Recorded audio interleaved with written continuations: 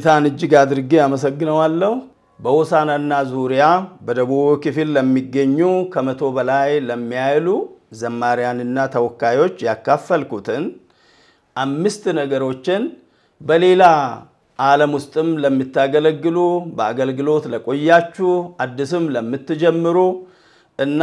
ለኛም ለሁላችንም ለአገልጋዮች ሊጠቅም ይችላል ብዬ ያሰብኳቸውን 5 ነገሮችን በዚህ ማለዳ ደግሞ ለማካፈል እወዳለሁ ለእናንተ እግዚአብሔር በልቤ ያስቀመጠው ወደዚህ ሲመጣ በዝማሬም ይሁን በስብከት አገልግሎት ረጅም ጉዞ ሊሄድ የሚፈልግ ሰው ከብዙ ነገር 5 መሰረታዊ ነገሮችን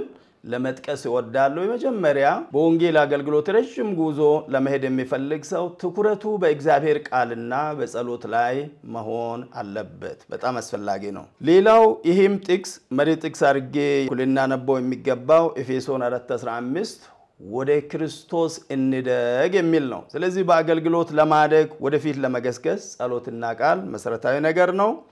ሁለተኛ ደግሞ እንደተሰጠን ጸጋ ማገልገል እንዳልተሰጠ ለማገልገል ብንሞክር ክርስቶስንም እናሳፍራለን እኛም እናፍራለን ረጅም መንገድ መሄድ አንችልም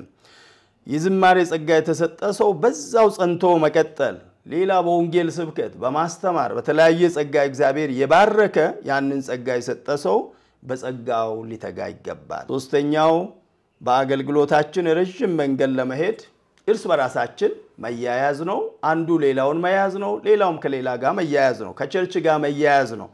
በአገልግሎት ከቆዩ ሰዎች ጋር ካደጉ ሰዎች ጋር መያያዝ ነው እና አውቃለሁ ማለትን ትተን ልማር ላውቅ ፈልጋለሁ በሚል መንፈስ ከተናናሾችም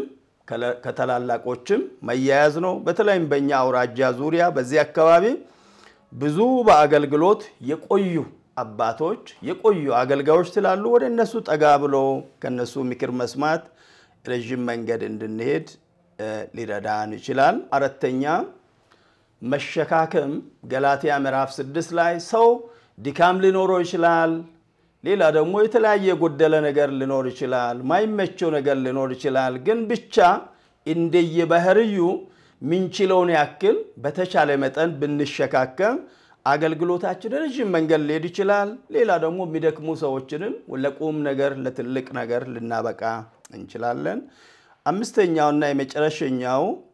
በጣም አስፈላጊው መሰረታዊ ነገር ሰው ብዙ ነገር መጀመር ይችላል ቤት ለመስራት መጀመር እንችላለን አገልግሎትንም መጀመር እንችላለን መንግስት ስራም መጀመር እንችላለን መጀመር ማንንም ሰው ነው የሚጀምረው ሐዋርያ ጳውሎስ በጌታ ፊት ሲናገር መዝሙረኛው ዳዊትም ሲናገር አገልግሎቴን ፈጸምኩ አሁን የጽድቅ አክሊል ይጠብቀኛል ምለውና በተለይም በዚህ በትልቅ ዝማሬ አገልግሎት የተያዛችሁ ወንድሞችና እህቶቼ አገልግሎትን ለመፈጸም ልንተጋ ያስፈልጋል ብዙ መስዋዕትነት ብዙ ድካም ብዙ መከራዎች ሊያጋጥሙን ይችላሉ ሆኖም ግን የጠራን ጌታ ታማኝ ስለሆነ የጠራን ጌታ ደግሞ እስከ መጨረሻ እጆቻችን ይዘን ሊመራን ታማኝ ስለሆነ እስከ መጨረሻ ለመሄድ ጨክነን የጀመረውን አገልግሎት ለመፈጸም ወደፊት እንድንገሰግስ ልዑል እግዚአብሔር ይርዳን ቃልና ጸሎት እንደተሰጠን ማገልገል መያያዝና መሸካከም አገልግሎትን ለመፈጸም መትጋት የአንድ አገልጋይ ዋነኛው ሊሆን ይገባል ልዑል እግዚአብሔር ይርዳን ጌታ ይባርከን